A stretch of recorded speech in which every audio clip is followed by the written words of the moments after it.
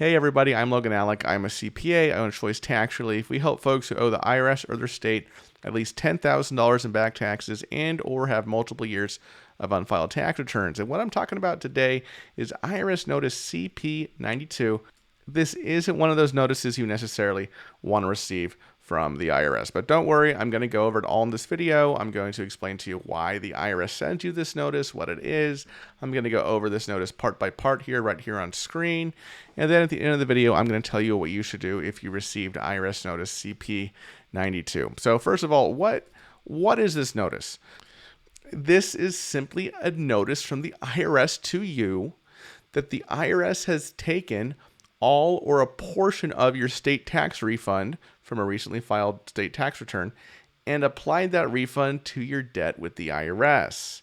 It's also a notice to you that you have a right to an appeals hearing to appeal that seizure action by the IRS. And that twofold purpose of this notice is in the bold heading right here at the top. Notice of seizure of your state tax refund and your right to a hearing. And I'm going to talk about this hearing thing more in detail later in this video because that can be an important tool that you can use to potentially get your state tax refund back. Now, what's interesting about the CP92 is it's a post-levy notice. Okay, oftentimes when you get a notice from the IRS that gives you the right to appeal the IRS's levy action, it's a pre-levy notice, okay? Because for most levies, most seizures, the IRS must give you your right to the appeals hearing in advance, okay? Not so with when they take your state tax refund, okay? If you're familiar with the standard IRS collection forms, let's say you get that CP504. It says notice of intent to levy or notice of intent to seize your assets. They change the wording all the time. That notice alone, sending you that notice alone is not sufficient for the IRS to garnish your wages, to levy your bank account, to garnish your Social Security benefits. It can't do those things after that notice alone. It must send another notice. If you're an ACS, that's typically the LT11 or CP90. If you have revenue officer, that's the 1058. That is the final notice of intent to levy, and also in which the IRS gives you your right to an appeals hearing. Okay. However, after you receive a notice like the CP504, there are some things the IRS can levy without sending you those successive notices, and one of those things is your state income tax refund. Okay, and that's what's going on here. The IRS did not have to give you your right to an appeals hearing before levying your state income tax refund. However, in a post-levy notice, such as the CP92, it has to give you that right after the levy has taken place. Okay. Now, you may be wondering, why can the IRS take my state income tax refund? It might make sense to you why the IRS can take your federal income tax refund. Why can they take my state income tax refund? The answer is simple. Your state lets them. Yes. Your state has signed an agreement with the IRS, with the state income tax levy program, that basically says, hey, yeah, IRS, if someone files a tax return in my state and they have a refund and they owe you IRS federal income tax debt, yes, you can take that refund and apply it to their federal income tax debt. Most states do this.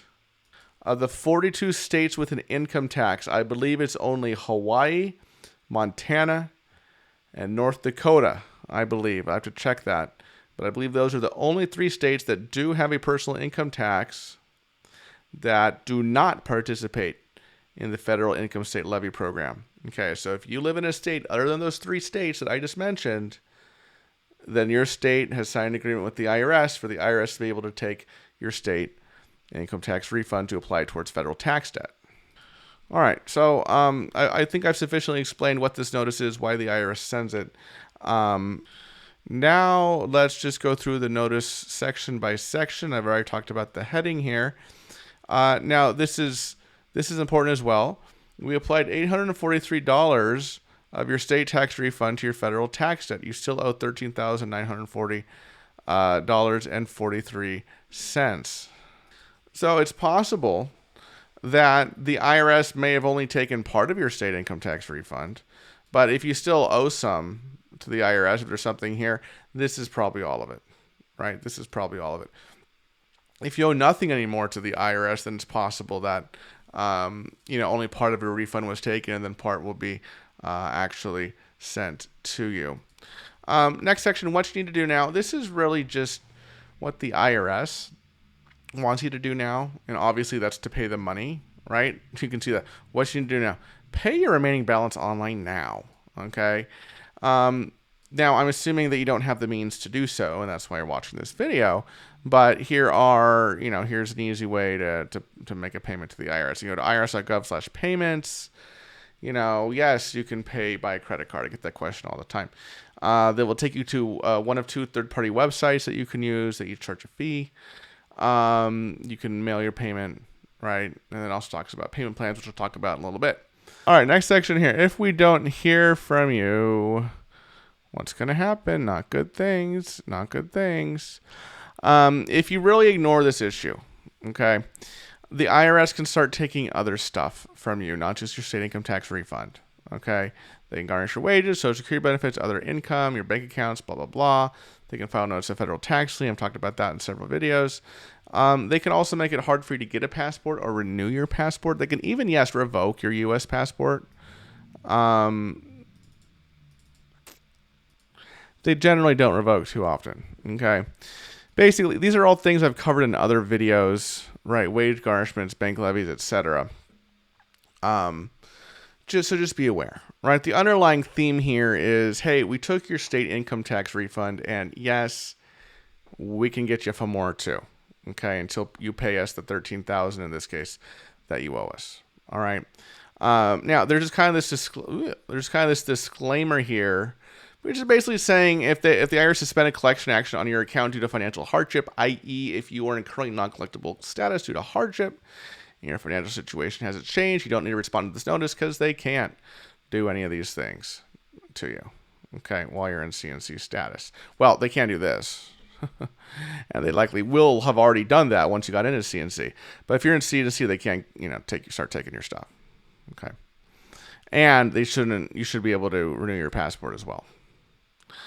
All right, now here's the appeal rights, okay? The specific kind of appeal hearing that you would request if you want to protest the IRS seizure of your state income tax refund is called a CDP hearing, a collection due process hearing with an IRS appeals officer, okay? In which you can appeal the levy of your state tax refund.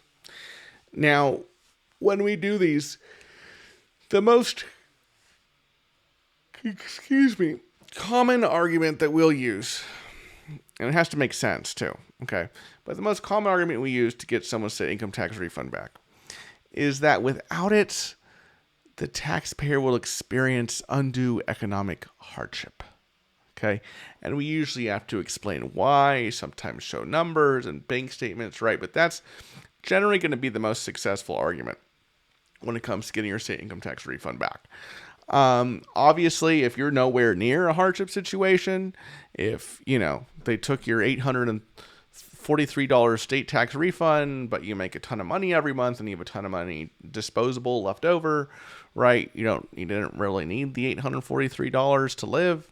You're probably not going to get it back. And that's just the facts of the thing. Okay. Next is the billing details, basically showing you a breakdown of how the IRS came to the number that it says that you still owe here on the first page. Breaking it down with, the form number, it's 1040 if this is individual income tax, the amount you owed, interest, penalties, blah, blah, blah. This additional information blurb, not super useful. It's kind of just the same on all IRS notices these days. It's basically a link to the IRS's official webpage for the notice, which typically isn't that helpful. Kind of just regurgitates the information already in the notice itself, where you can get IRS tax forms, how you can call the IRS. This section 2, taxpayer rights and sources of assistance. Like, look, if you're like super broke, you may be able to go to a low-income taxpayer clinic, or they might be able to help you. I'm just going to say the best and the brightest generally are not at these clinics, just FYI. Oh, and TAS, Taxpayer Advocate Service. Oh my gosh. in our experience recently, it's been a nightmare. They've been clogged. I think they have too many cases per case advocate, and it just takes forever for them to work stuff in tasks. Just my opinion. All right, finally, we have the payment coupon. So if you do want to pay the IRS what you owe immediately, you can take that option. But I'm assuming you're watching this video because you can't, right? All right, so what should you do if you receive one of these CP92 notices? Got rid of that little mini-me there. First of all, check it for accuracy, right? Believe it or not, the IRS makes mistakes. And if you see something on there that doesn't look right, bring it up with the IRS. Call a number on the notice. And then after you do that, you really got to tackle this problem, folks, because at this point, you may have gotten away with your tax debt in the past, but now the IRS is getting serious about it. Okay. They've already taken your state tax refund. You're in their sights for them to take other things too. And they kind of give you a truncated list, a brief list in the CP92 notice itself. Okay. So basically, you need a game plan to protect yourself and your assets and your income. All right. And there's a number of options out there. Like if you're super loaded and you have the cash laying around, there's no magic wand anybody can wave to get the IRS to, forgive that tax debt. If you're young and healthy and have a ton of money, just pay it off, right? Pay it off today. Cut off those penalties and interest. But if, you're looking at this amount on this CP92, whether it's $13,000 or $130,000 or $1.3 million, you're like, there's no way, man. There's no way I could come up with that, right? That's when you probably want to give us a call here at Choice Tax Relief. Okay, there are various tax relief programs to help people in situations like this where they can't afford to pay what the IRS is demanding that they pay. Okay, the first thing we would do is get you out of collections, right, or stop collections. Get out ahead of the IRS. Say, hey, under power of attorney, we're representing so and so now. Stop, right, what you're trying to do to get money from them. We're working with them. We're going to put together a plan. It could be an offer in compromise. It could be hardship status. It could be something else, right? It could be a hardship-based payment plan. Whatever it is, it will be the best possible resolution for your situation. Okay, because you don't want the IRS to start taking more of your stuff, right? That's the bottom line. Now, if you want to go at this yourself, you think that the seizure of your state income tax refund is causing you hardship, you probably want to request a CDP hearing using Form 12153. There's instructions in the CP92 notice about how to do that. I think I have a video about about how to fill out the 12153 coming out here pretty soon. But yeah, folks, I mean those are the little tidbits I would give you. If you do owe the IRS your state at least $10,000 in back taxes, or you have multiple years of unfiled tax returns, you do qualify for a free consultation with us here at Choice Tax Relief. Give us a call, 866-8000-TAX. That's 866-8000-829.